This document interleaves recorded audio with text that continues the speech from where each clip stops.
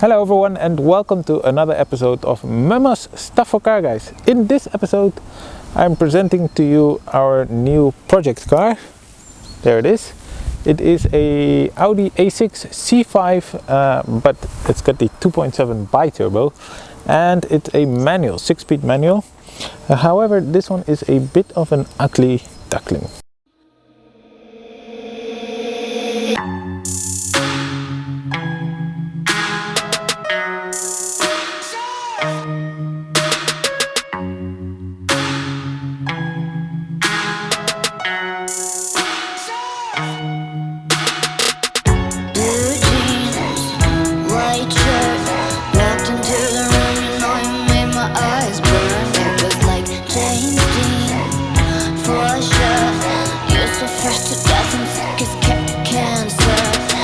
So as you can see, when we walk around the front, it looks quite okay. Of course everything is a bit faded, you know, the plastic and the headlights and so forth. But here really comes the bad part. These are some Porsche 964 style replica rims. I think they're actually replicas of replicas. The company RH rims in Germany started it, and then I think this is an ATS replica of that, and they are terrible. And then around the back we've got this accident right here, nice accident damage. I don't know, for some reason the light was taped in, as you can see the residue off, but when I took the tape off there was nothing falling out, so I don't know why this light was taped in. The logo is missing from the back. I think it was stolen.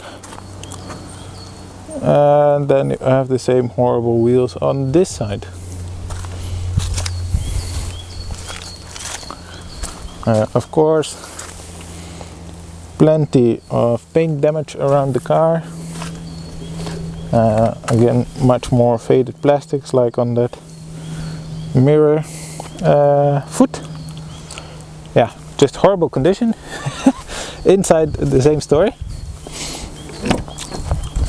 Inside patiently waiting dog, but seats all broken, steering wheel, although it's the nice sport steering wheel, it is very tatty looking,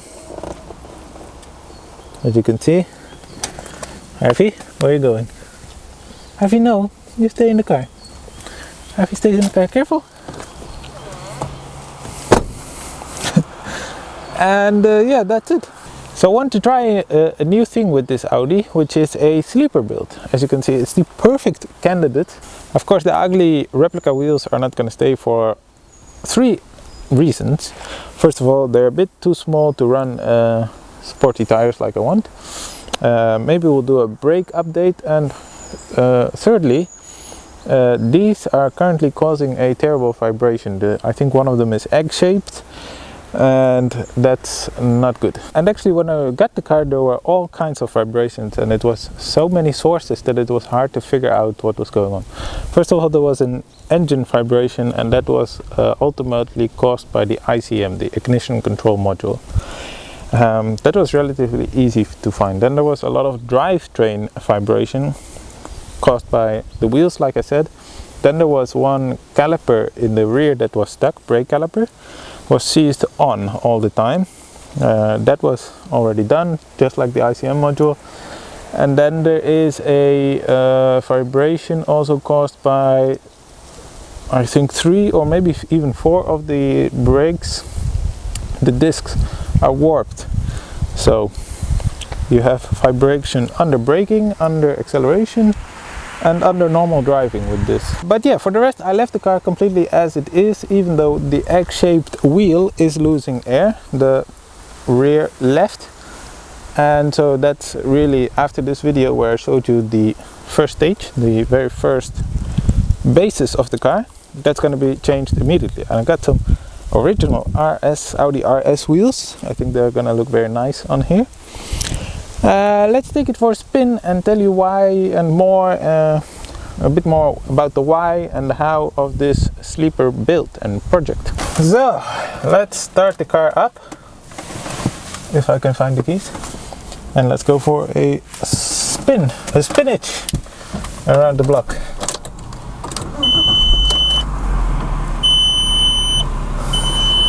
Okay, we got a new warning. We've got an ABS and ESP warning. It might be low voltage, or let's hope it's a fuse or something simple. Here we are. Yes! We've got a manual here, which is very enjoyable. As I said, it's a super ugly Duckling, right? Usually when I buy a car for myself, I'm always very lucky. First of all with condition and with specification. I mostly always get what I wanted, or it's so nice that it becomes what I want. Sort of, it grows on me. This doesn't do anything for me. It's boring grey outside, boring black inside with not even comfort seat. Zero options that I can see. The only thing that it's got going for it that it has a working air conditioning, which is very nice, and apart from that, nothing.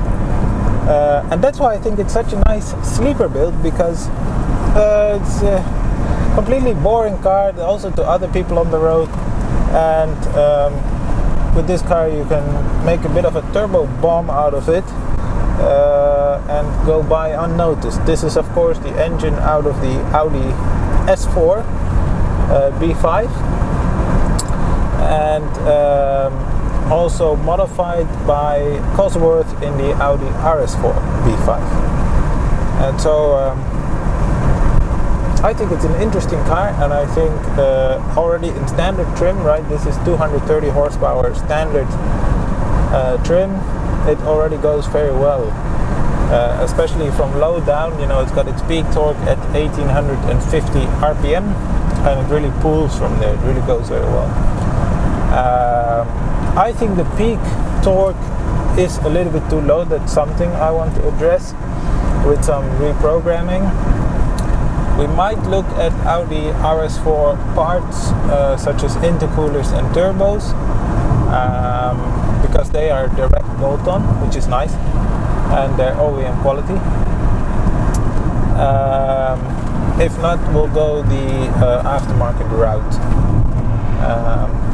So yeah, my goal with this is to make a C5 with the performance of the Audi RS6 C5, which is a car I really always wanted, but I was never into the manual. First of all, into the automatic, because first of all the automatic is not tuning friendly, and secondly it's just a bit boring. You know, you're driving a car that's oriented towards the sporty side of things, and then you have just an automatic, and I'm no auto fan. I like having a manual, so that's great news for me that this one is a manual.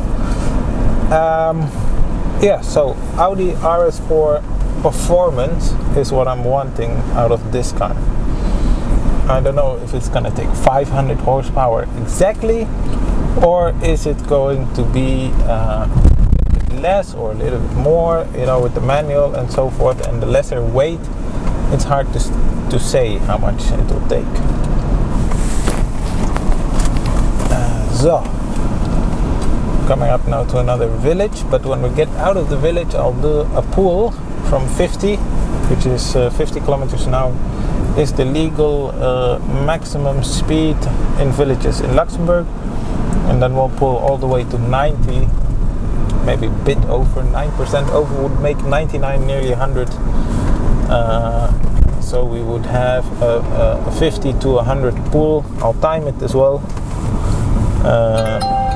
And so that would be already some comparison. I cannot do the usual 100 to 200 on the German Autobahn, because this car just shakes too much in its current state. We got these egg-shaped wheels, we got the brake disc, and so forth and so forth. So it's just a bit too much. Okay, so here we are coming out of the village, and we're gonna do from 40 to 100.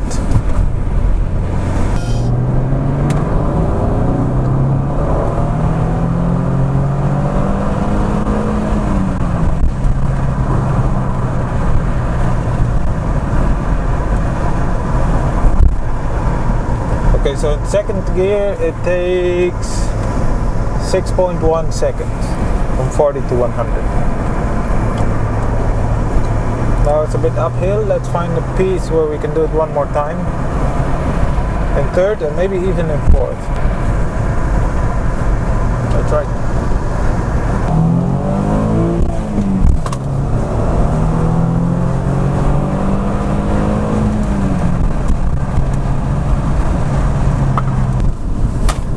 Okay.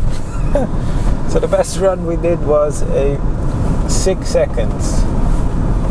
Originally, this car would have gone from 0 to 100 in 7.5, I think. So now we're at 6 seconds from 40 to 100, which tells me it got a little bit slower over time. But that's okay. We've got now a nice base reference. Now we know how much it runs from 40 to 100, and there is plenty of improvement. This car does have a really low peak torque, which is at 1850 RPM, and I would say the big torque wave is over at around 3.5 feelings wise in this car. So I think that's something I really want to improve. I think I want a lot more torque over the entire rev range, and I don't mind if it comes in a lot later, because now it's a little bit diesel style, which is not that not that nice.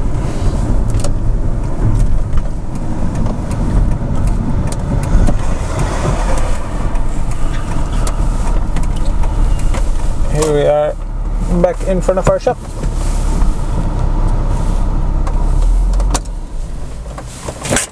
So I'm going to directly change the wheels, which you've seen are ugly, and then we'll see each other next episode. Thank you very much for watching. See you next time. Bye bye.